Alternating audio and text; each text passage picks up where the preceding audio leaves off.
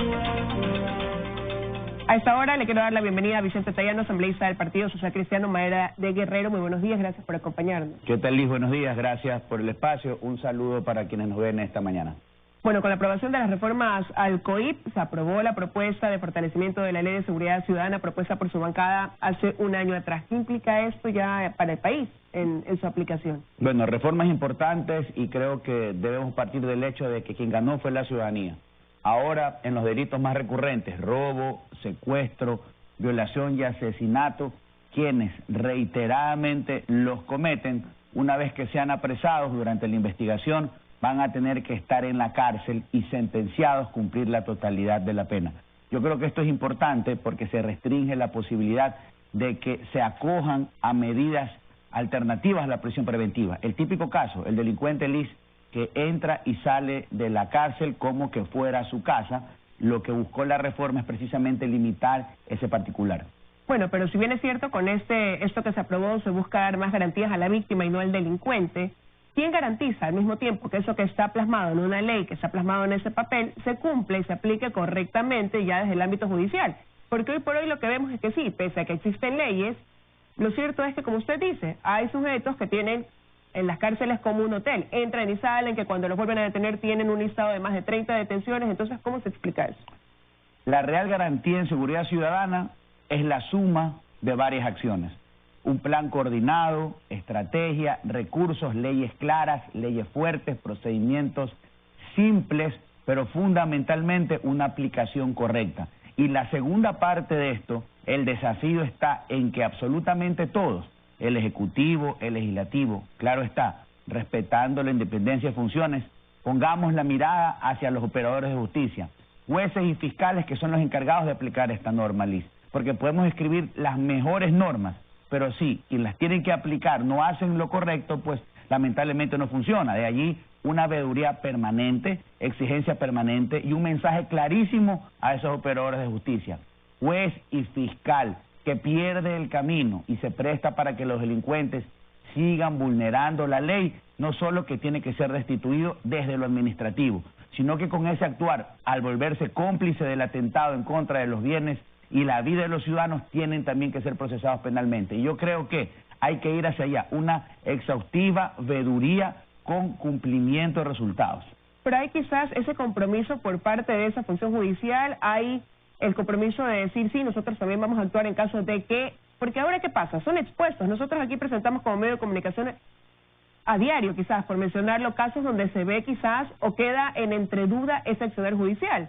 Pero no vemos que haya una cabeza a lo mejor que diga, vamos a analizar este caso porque también nos llamó la atención cómo ha procedido un juez. Debería haber ese compromiso de que haya una evaluación cada cierto tiempo permanente de quienes integran la función judicial. Bueno, definitivamente. Yo creo que aquí un comentario importantísimo. No podemos poner en el mismo saco a todos los jueces y los fiscales, porque no todos los jueces y los fiscales... No podemos generalizar. Hay gente proba, hay gente muy capaz, que tiene una trayectoria, hay personas intachables, inclusive que han hecho una amplia carrera en la academia y hoy están en la función pública. Pero es que el desafío está allá. Desde Guayaquil se buscó hacer eso, se firmó un convenio tanto con el Consejo de la Judicatura como con la Fiscalía General del Estado que incluye la aceptación de una veeduría permanente. Y eso tenemos que llevarlo a todo el Ecuador, Liz. Reitero, de nada va a servir una reforma importante que, ojo, le tomó a la Asamblea más de 1 año y medio poder llevarla a votar si mañana los que tienen que aplicarla, la norma, me refiero, no lo hacen de manera adecuada. No va a ser fácil, yo creo que hay que caminar muchísimo. De hecho, como país nos encontramos en un proceso para llegar a tener una Corte Nacional que debería tener otro nivel, que debería tener verdaderamente jueces probos, pero también el estamento administrativo, que es el Consejo Nacional de la Judicatura, tiene que hacer lo que tiene que hacer. Y nosotros, al menos, como bloque legislativo, como bloque del Partido Social Cristiano, estamos absolutamente claros de aquello y vamos a estar vigilantes de que esto suceda. Ahora, como usted decía, con lo probado hay una serie de componentes que entran en juego, por decirlo de alguna manera, dentro de la efectividad de estas reformas, de estas medidas que ahora van a poder aplicarse. Y dentro de eso también se le da mayores garantías a esa policía en su momento de ejercer su trabajo, al momento de poder actuar en un determinado caso. Pero eso fue precisamente señalado como punto negativo contrario por algunos miembros de otras bancadas, que decían que se pueden vulnerar los derechos humanos de las personas dentro de ese accionar policial. ¿Cuál será ahí la garantía de que no se cruce una línea que en algunos casos puede ser muy delgada? Bueno, punto uno, creo que el consenso se generalizó en función de que había que dar un mensaje clarísimo a la delincuencia, un mensaje de no a la impunidad. Y era un contrasentido, Liz, el hecho de que exijamos a un ciudadano que está afectado a la calle, a batirse con el delincuente, que dé resultados y no le dábamos garantías mínimas. Hoy hay más de 800 policías que están siendo desde el 2015 hacia acá procesados penalmente por haber actuado en el ejercicio de su cargo. ¿Qué hizo la reforma? Le dio más garantías al policía, un policía que en el ejercicio de su deber tenga alguna complicación con el delincuente que aprendió o que inmovilizó, no va a estar detenido durante la investigación que se abre en su contra. Sí, una sentencia tendrá que resolver esa situación. Garantías elementales, un policía preso es un elemento menos de la fuerza pública combatiendo a los delincuentes. Es un ser humano que pierde su empleo, es una familia que vive un drama y complicaciones. Creo que fue una muy buena decisión el haberlos blindado de una u otra manera. Y hay que ir mucho más allá. Capacitación, su seguro de vida, su forma de cómo practica o ejerce su profesión. Pero reitero, todo esto es parte de una política pública en la que cada uno tiene que hacer lo que le corresponde. Ahora, este proyecto tenía una serie de reformas complejas y les costó ponerse de acuerdo. Uno de esos temas que no prosperó fue la incautación de bienes por delitos de peculado o cohecho, entre otros. Y no pasaron precisamente porque asambleístas de la Revolución Ciudadana y del Partido Social Cristiano no dieron sus votos para aprobar esto. ¿Por qué? Porque no son partidarios de que se pueda incautar bienes y mediante esa incautación de bienes recuperar algo de lo que ha sido robado. La lucha contra la corrupción dentro de este esquema de reforma legal tenía dos vías ancladas en dos tipos penales importantes. La primera, el comiso sin condena, que fue aprobado. ¿Y qué es lo que permite el comiso sin condena? Que antes de que exista una denuncia, precisamente en estos delitos importantes que están vinculados con actos de corrupción, se pueda aprender, se pueda tener en poder del Estado los bienes que fueron utilizados para aquello. Una figura un poco discutida, pero al final del día se encauzó un procedimiento que permitía respetar, por un lado, las normas procesales, respetar derechos, pero que el Estado puede intervenir. Y eso está aprobado y hay que decirlo. Lamentablemente se han pretendido confundir conceptos y esta es una reforma bastante técnica y lo entiendo. Y hay algunos que parece que no lo han podido precisar. Ahora, vamos a la parte 2. Hoy ya existe en el Ecuador una figura de incautación. Lo que buscaba el tipo penal era extenderlo hacia otras particularidades y ese fue un tema que no tuvo los votos. ¿Y por qué? Entre otras cosas, por la amplitud de la norma. Usted tiene que escribir una norma que sirva para, obviamente, establecer sanciones, una norma que sirva para el cometido de luchar contra la corrupción, no una norma que sea poco clara. Y ese ha sido el problema en gran parte que llevó a que esta reforma se demore. Más de 1 año y medio que se discutió porque habían tipos penales demasiado amplios, que eran complejos en su propio entendimiento y en su propia aplicación. ¿Esa figura del comiso se puede aplicar recién cuando haya un llamamiento a juicio? El comiso tiene particularidades, sin condena. El comiso sin condena, cuando hay un llamamiento a juicio, se abre la puerta para poder ya llegar a esa aplicación. Y es un tema importante que también fue muy discutido. Pero es que ahí no podría caber la posibilidad de que en ese tiempo, hasta que se llama a juicio, estas personas hábilmente puedan, por medio de terceros o testaferros, proceder a deshacerse de esos bienes para que así el Estado no logre recuperar, como digo, lo que ha sido robado. No puede caerse en eso de ahí. Es una muy buena inquietud, Liz, porque precisamente la norma está escrita de tal manera que permite llegar a los bienes en poder de terceros. Ese particular que usted acaba de señalar, lógicamente, aunque haya sido entonces vendido, es el más recurrente, sí. Por eso hay un procedimiento sumario en el que se va a poder inclusive establecer los tiempos, por ejemplo, entre la compraventa o la cesión de derechos, del dinero o de los bienes.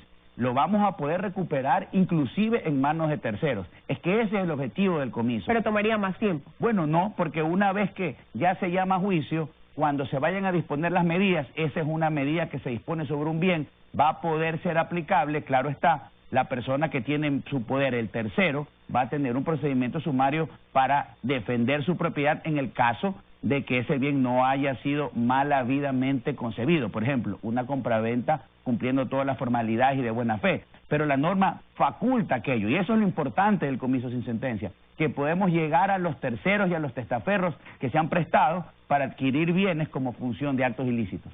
Ahora, si bien planteaba el análisis con usted desde este punto de vista de lo penal, quisiera aprovechar, hace unos segundos entrevistábamos a un consultor de ciertos temas, como es el uso del cannabis o la aplicación del cannabis, que fue otra de las cosas a las que se dio paso, el uso con fines terapéuticos, pero también en la siembra y cultivo, y ahí surgen preocupaciones una vez que esto fue aprobado, y va una de esas por la adicción, que él decía que no, porque el cannabis que es no psicoactivo no produce una adicción, que eso no debe generar una preocupación, y la otra era este control de los sembríos, y él decía que se ve ahí una posibilidad de negocio interesante para el Ecuador.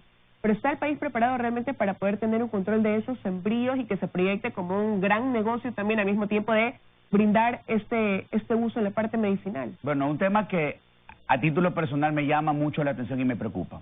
Concepto 1. No podemos discutir los beneficios de la utilización del cannabis para fines paliativos y para fines terapéuticos. Y hasta allí, haberlo aprobado es correcto y adecuado. El punto 2 y el punto complicado en la discusión es que se aprobó la siembra para producción para fines industriales. Tenemos un muy mal precedente que pasa por el descontrol, por la falta de capacidad del Estado de establecer filtros y que es la famosa tabla que permitió el porte. No me lo invento, allí están las estadísticas.